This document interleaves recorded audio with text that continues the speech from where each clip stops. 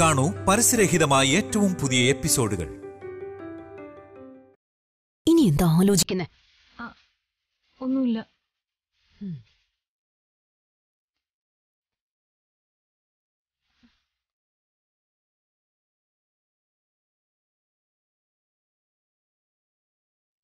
ആന്റിക്ക് അവളോടുള്ള soft corner പൊട്ടി. ഇനി ഇതിൽ പിടിച്ച് കയറാൻ ഈസിയാ. പക്ഷേ നടുതളർന്നു കിടക്കുന്ന ആ കാർന്നോര് അതിനെല്ലാം തുരങ്കം വയ്ക്കും. അയാൾ ഇവിടുന്ന് ആരും അറിയാതെ കാണാതാവണം എന്നേക്കുമായി.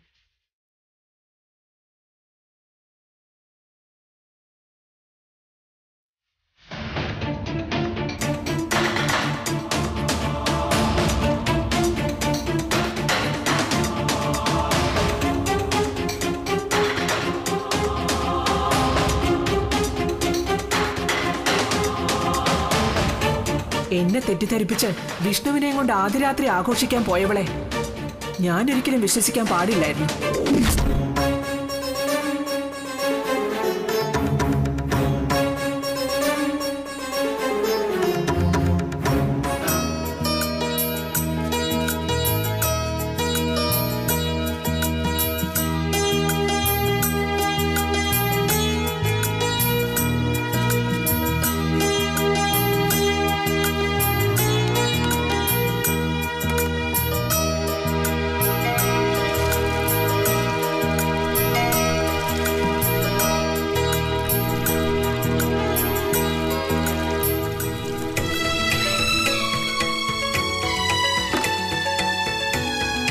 എവിടെ നിന്നാ ചേച്ചി പറഞ്ഞത്?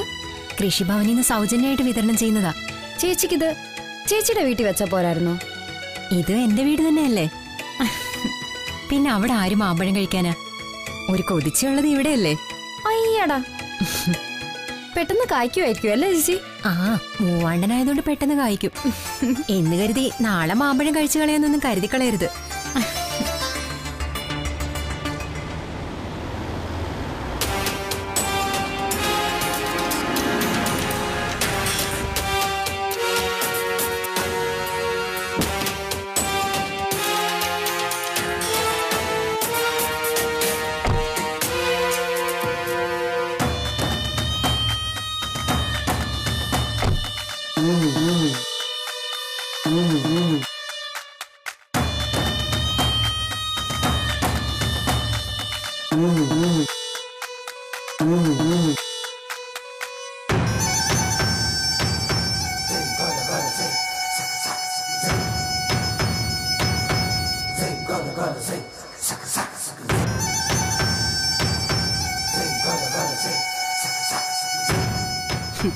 ദീർഘകാല പദ്ധതികളാണല്ലോ ബാലചന്ദ്ര.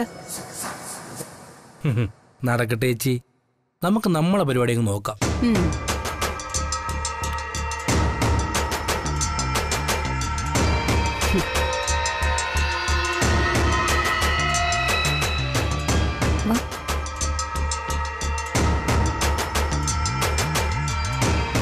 ആഹാ, എന്താ ഇവിടെ പൈസ കൊടുക്കുമായിരുന്നു?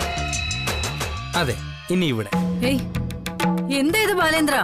എന്താന്നോ മനസ്സിലാക്കി തരാം. ഇങ്ങോട്ട് ഇറങ്ങി തള്ള.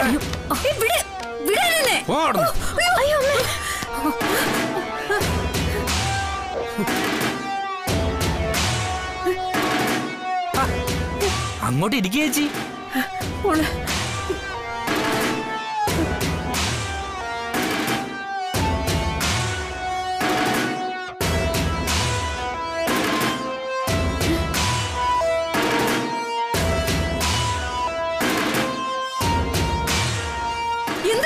നിങ്ങൾ കാണിക്കുന്നേ ഒന്ന് പോള.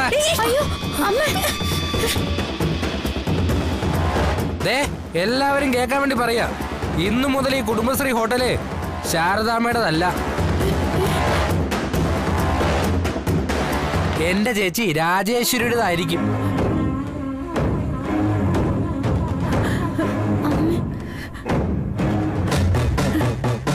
അതേത് വകുപ്പിലാന്ന് എനിക്കറിയേണ്ടത്. നിങ്ങൾക്ക് ഓർമ്മക്കുറവിന്റെ അസുഖം ഉണ്ടോ തള്ളേ? ഈ വീട് ഹോട്ടൽ എല്ലാം കൂടി എന്റെ ചേച്ചിക്ക് എഴുതി കൊടുത്ത കാര്യം നിങ്ങൾ മറന്നോ?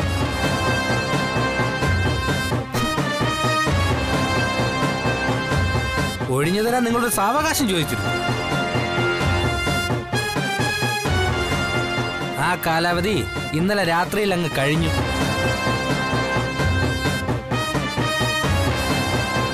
ഇല്ല, ഇത് ചതിയ. ഇത് ഞാൻ സമ്മതിക്കില്ല. എഴുന്നേറ്റ് മാറ് ഐശ്വരി. അതിന് നിങ്ങളെ സമ്മതം ആർക്ക് വേണം? ഇറങ്ങി പോത്തുള്ള അങ്ങോട്ട് പോടുന്നു.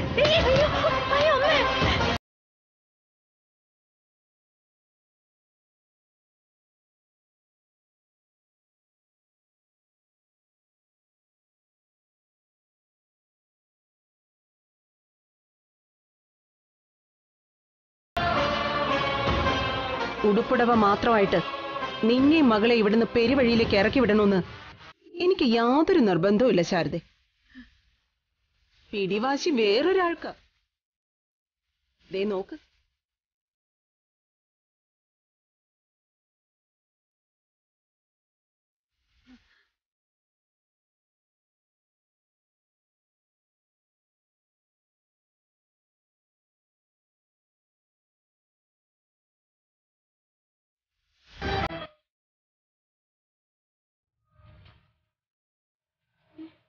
അച്ഛനോ?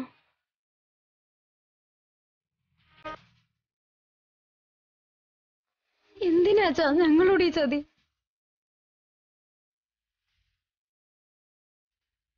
ഭാര്യയും മക്കളും ആണെന്നുള്ള ചിന്തയൊന്നും വേണ്ട.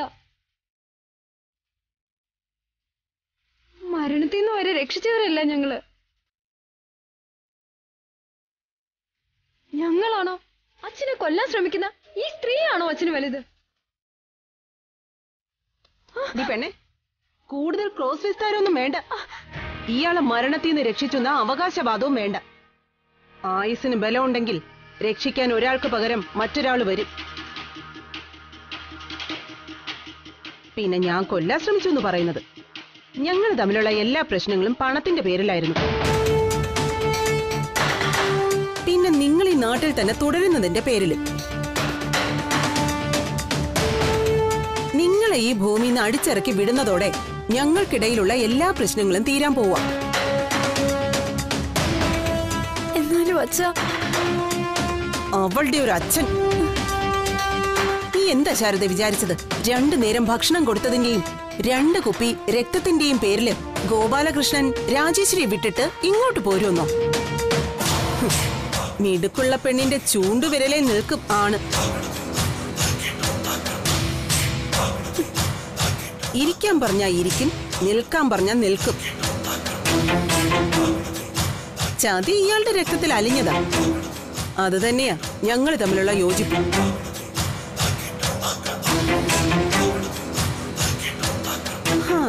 കൂടും കുടുക്കയെടുത്ത് പെട്ടെന്ന് ഇറങ്ങും.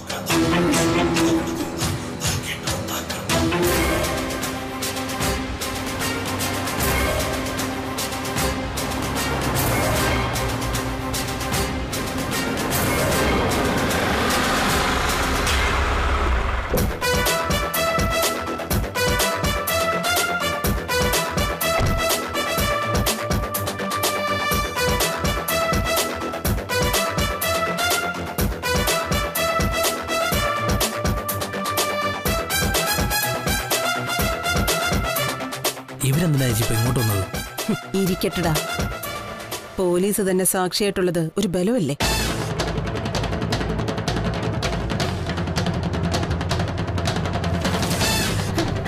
മോളെ രഞ്ജിനി. എന്താ ശാരദാമ്മേ? ഞാൻ ഇടപെടേണ്ട കേസ് വല്ലതുമാണോ?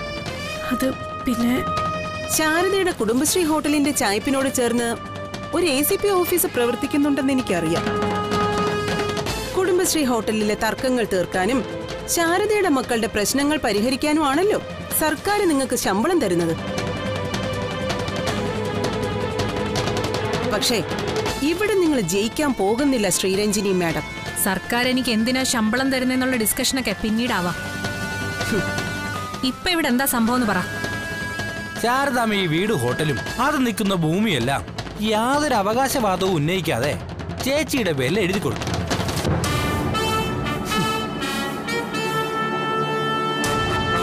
ഉടമ്പടി പ്രകാരം ഇവരുടെയും മക്കളുടെയും ഉടുതുണിയല്ലാതെ വേറൊന്നിനും ഇവർക്ക് അവകാശമില്ല. ഈ ഹോട്ടലിരിക്കുന്ന വടയടക്കം ഉള്ളതിന് ചേച്ചിയാണ് അവകാശി.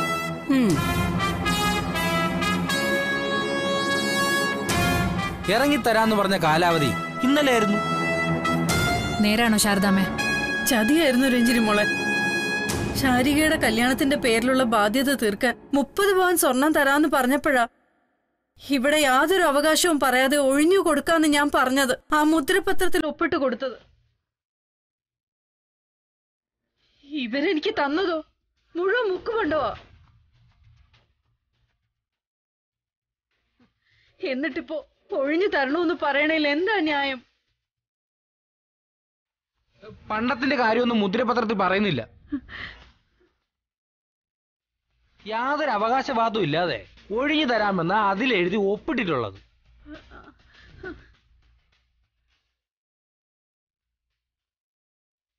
ഞങ്ങൾക്ക് നീതി നടപ്പാക്കി തരണം മാഡം. പറഞ്ഞതുപോലെ ശാരദാമ്മ മുദ്രപത്രത്തിൽ ഒപ്പിട്ട് കൊടുത്തു എന്നുള്ള സത്യമാണോ? അതെ. അപ്പൊ നിയമപ്രകാരം നിങ്ങൾ ഒഴിഞ്ഞു കൊടുത്തേ പറ്റൂ ശാരദാമ്മ.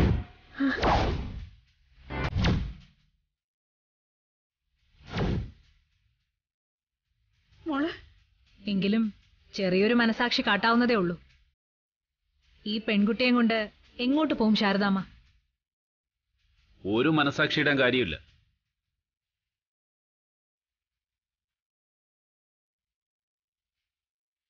അങ്ങനെയാ മുദ്രപത്രത്തെ എഴുതി വച്ചിരിക്കുന്നത്.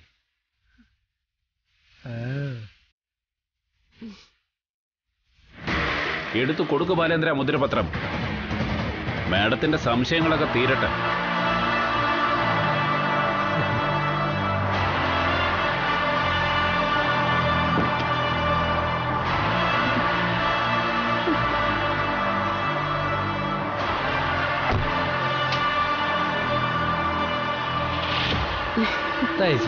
മാഡത്തിന് കൊടുക്ക്. മാഡം വായിച്ച് പഠിക്കട്ടെ.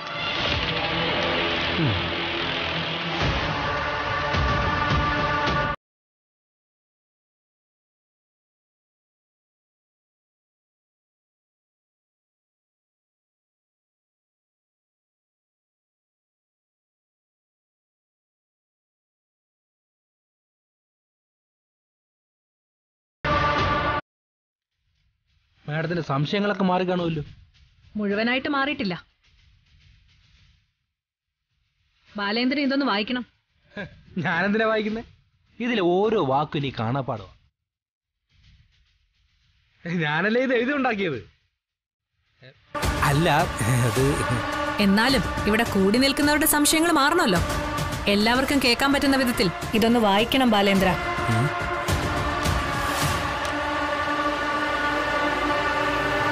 തിരുവനന്തപുരം ജില്ല. ആ പ്രസക്ത ഭാഗങ്ങൾ മാത്രം മതി ബാലേന്ദ്ര. ടൈം കുറവാ, അതുകൊണ്ടാ. ഓ ശരി. പ്രസക്ത ഭാഗങ്ങൾ. മേപ്പടി വസ്തുവകളായ ഭൂമി, അതിൽ നിലകൊള്ളുന്ന വീട്, ഹോട്ടൽ എന്നിവ ശാരദയ്ക്ക് പിതൃസ്വത്ത് അവകാശപ്രകാരം ലഭിച്ചതാണെന്നും വിവാഹ സമയത്ത് അവരുടെ ഭർത്താവായ ഗോപാലകൃഷ്ണന് തീരെഴുതി കൊടുത്തിട്ടുള്ളതാണെന്നും മനസ്സിലാക്കുന്നു.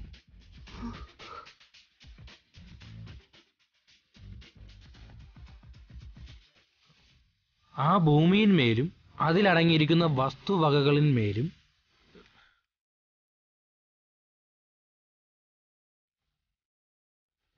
രാജേശ്വരി ഗോപാലകൃഷ്ണൻ എന്ന എനിക്ക് യാതൊരുവിധ അവകാശവുമില്ലെന്നും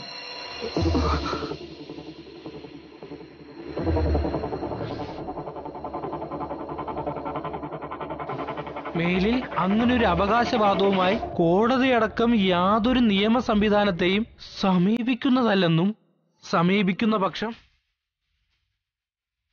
ആ കേസിന് നിലനിൽപ്പുള്ളതല്ലെന്നും ഇതിനാൽ സാക്ഷ്യപ്പെടുത്തി നൽകുന്നു.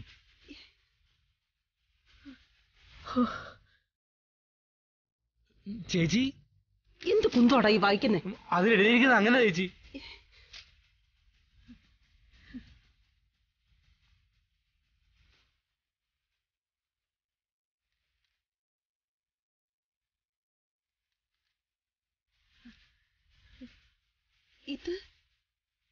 ഇതെങ്ങനെ? നമ്മൾ എഴുതി ഉണ്ടാക്കിയ മുദ്രപത്രം തന്നെയല്ലേ നീ എടുത്തോണ്ട് വന്നത്? അതല്ല, പിന്നെ വേറെ ഏതാ? ചേച്ചിയുടെ ശാരദാമ്മയുടെ ഒപ്പ് വരെ ഉണ്ട്.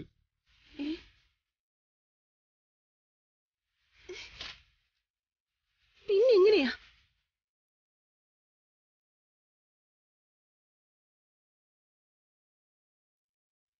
ഇങ്ങോട്ട് പറയേ.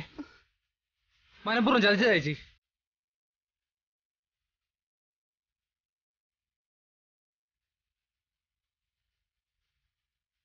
കൂടെ നിന്ന് കുതികാല് വെട്ടി. 30 പവൻ സ്വർണം മുഴുവൻ മുക്കുപണ്ടമായി മാറാമെങ്കിൽ മുദ്രപത്രത്തിൽ എഴുതിയതും മാറാൻ രാജേശ്വരി.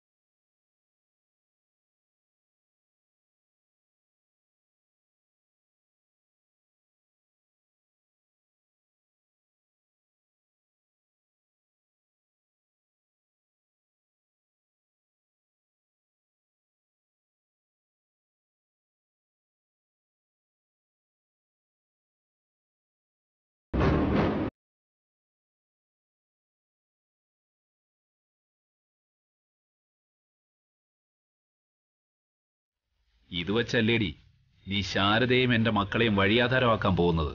എന്നാൽ എന്താ നടക്കാൻ പോകുന്നതെന്ന് കണ്ടോ നീ?